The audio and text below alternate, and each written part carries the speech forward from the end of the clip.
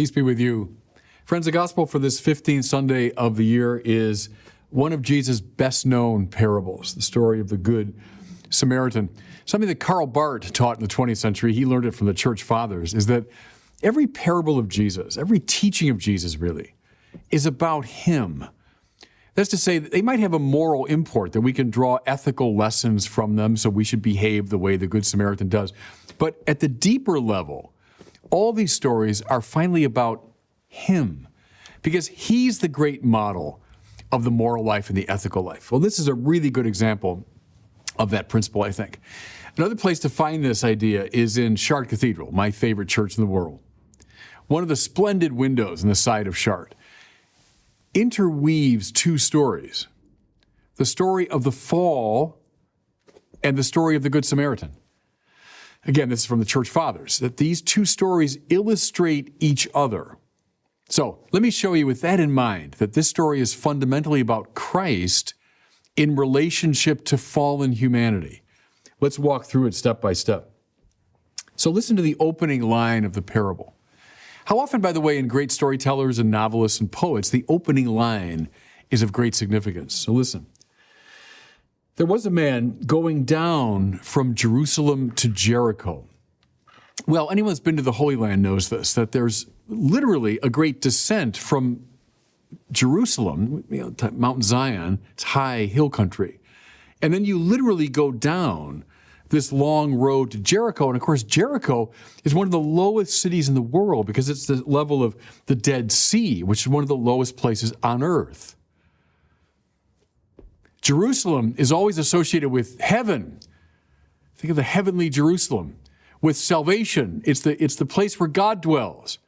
So Jerusalem stands for the heights, the heaven.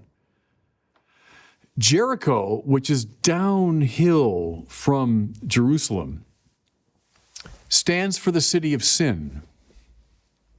Think of when the Israelites come into the promised land. They cross over the Jordan, and the first place they have to conquer is Jericho. In that great liturgical display, they process and they blow the trumpets and they sing, and down come the walls of Jericho. Well, that means they're conquering the city of sin. Think of blind Bartimaeus in the Gospel of Mark. He's sitting by the walls of Jericho. The idea there is that our blindness, spiritually speaking, is associated with this city of sin. So again, there was a man going down from Jerusalem to Jericho. That's all of us. That's fallen humanity, that's fallen from its dignity as children of God and has fallen into this place of sin. So now we have the interpretive key for this whole story. Listen as he goes on. He fell in with robbers. Now, this was literally true in Jesus' time. Travel was always dicey in those days. There were no good roads and things were dangerous, but there also were kidnappers and robbers along the way. Well, they say especially the road from Jerusalem to Jericho, robbers and thieves and so on. But let's keep reading it spiritually. What does sin do to us? It robs us of our dignity. It robs us of our powers, our spiritual powers, our intellectual powers, the powers of will. Sin compromises us. Counselor Trent is really good on this point, that sin produces a kind of falling apart within us. An injustice obtains inside of us. That means we're out of balance, we're off kilter. As sinners, we don't see things right. We don't think about things the right way. Our wills are perverted. Our passions are now at odds with each other and together at odds with our will and our mind. Does that sound familiar now, fellow sinners listening to me? Sin has robbed us of all of this. It's compromised all of us. It's a very important point, I think, for biblical people to make over and against our culture today, which tends so to valorize the individual. All is great with me, and whatever I say is right. Just let my voice be heard. Now, biblical people know that we are severely compromised. We've been robbed of these powers on our journey from Jerusalem down to Jericho. Listen now as they go on. They, the robbers, stripped him, beat him, and then went off, leaving him half dead. I'm going to speak now out of the Catholic tradition. Does sin, original sin and its effects, utterly destroy our spiritual capacities? No, we don't say that. We don't have an anthropology of total depravity, to use the technical language. You'll find that in Luther and Calvin, for example. Catholics don't hold that. We hold that we remain in the image and likeness of God, but we are compromised. We're affected. We're debilitated. So this language to me seems exactly right. They stripped him. That's an act of humiliation, isn't it? If you're stripped naked in a public place, it's humiliating. Well, sin does humiliate us. Of course it does. They beat him, so we're again compromised. But then they went off, leaving him half dead. That's about right. We're not spiritually completely dead, but we're half dead. Or turn it around, we're only kind of half alive, we sinners. All right? Listen now as the story goes on. A priest happened to be going down the same road. He saw him, but continued on. Likewise, there was a Levite who came the same way. He saw him and went on. Now, official religion, a priest and a Levite, right? The representatives of law and liturgy and the great Jewish tradition. Is Luke saying here that these are just hopelessly compromised, that these are bad in themselves? No, I don't think so. I mean, no one coming out of the Jewish tradition would ever say that these things are bad in themselves, that the temple and law and Torah and liturgy and all that are bad. No. But notice this little detail that's often overlooked. A priest happened to be going down the same road from Jerusalem to Jericho. The Levite, who came the same way.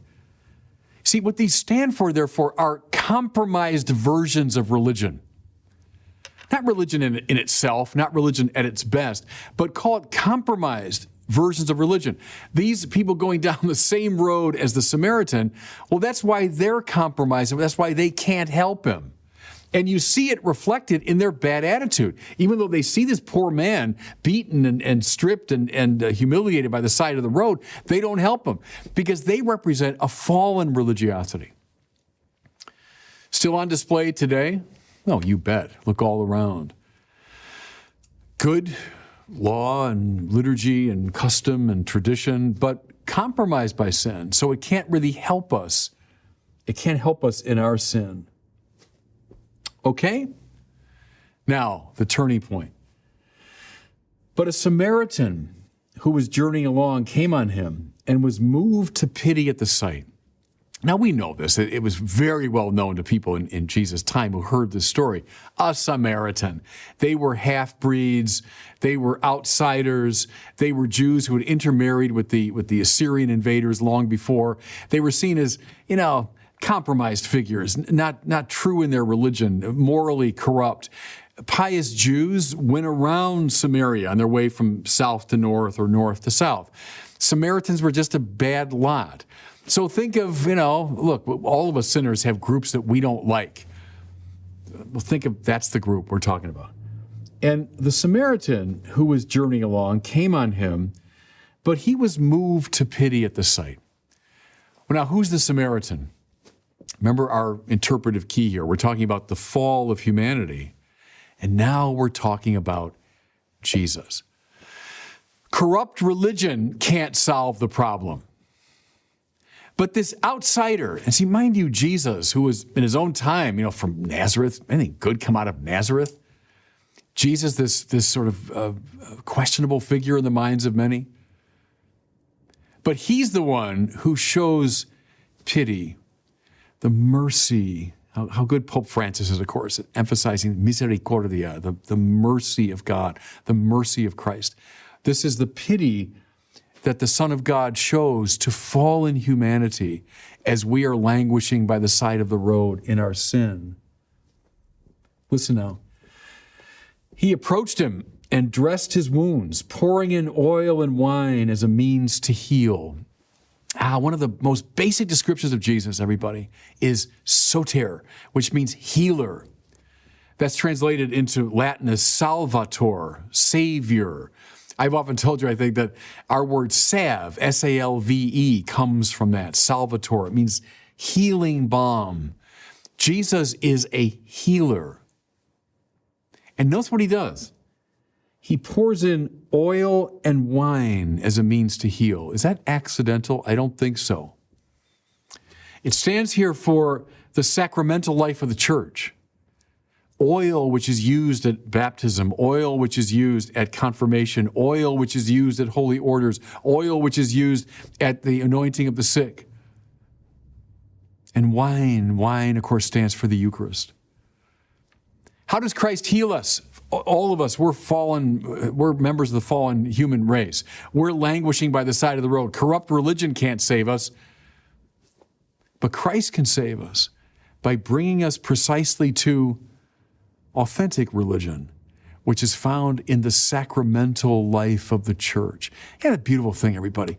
The church full of compromised people, yeah, like me and like you. I mean, let's face it. Nevertheless, across the centuries, in its preaching, in its authority, in its sacramental life, the church remains integral. The church remains the means of salvation. And we see it there. Jesus, through the sacraments, pouring healing balm into our wounds. Then listen, he hoisted him on his own beast and brought him to an inn where he cared for him. What's this now but a beautiful symbol of the church? The inn, where this sick and beaten up and compromised man is cared for. How beautifully Pope Francis compared the church to a field hospital. Remember that some years ago? People are staggering off a battlefield. Well, that's true of our culture today, isn't it? But they stagger toward this field hospital of the church where they are cared for, above all, sacramentally. He goes on, the next day he took out 2 silver pieces and gave them to the innkeeper. We speak of Christ the Redeemer. You know what Redeemer means? It means the one who's bought somebody back. Redemere, to buy back from. You'd redeem someone from a kidnapper. You'd buy him back. What's the redemption? Christ paid the price that we owed as sinners, but that we weren't able to pay. There we were helpless. So he pours in the healing balm of the sacraments and he buys us back. He pays the price on the cross to bring us salvation. Beautiful. The fall of man is interwoven with the journey of Christ all the way down to our God-forsakenness. Now, one last stop. Jesus concludes, which of these 3, so the priest, the Levite, and the Samaritan, which of these 3 was neighbor to the man who fell in with the robbers? The answer comes, the one who treated him with compassion. Jesus said to him, go and do the same. Okay, now we see the ethical implication of this great description of Christ. Once we know who Christ is, our job is clear. We are to be other Christs to the world. Once we understand this is about how Jesus heals a fallen humanity, that's now our job. We've got our marching orders. Our job is to look around to see who are those who are lying helpless and wounded by the side of the road. And are we instruments of grace to bring them to the sacraments, to bring them to the church, and bring them to the healing power of Christ? So there it is. We know who Jesus is. We know what we're meant to be and what we're meant to do. And God bless you.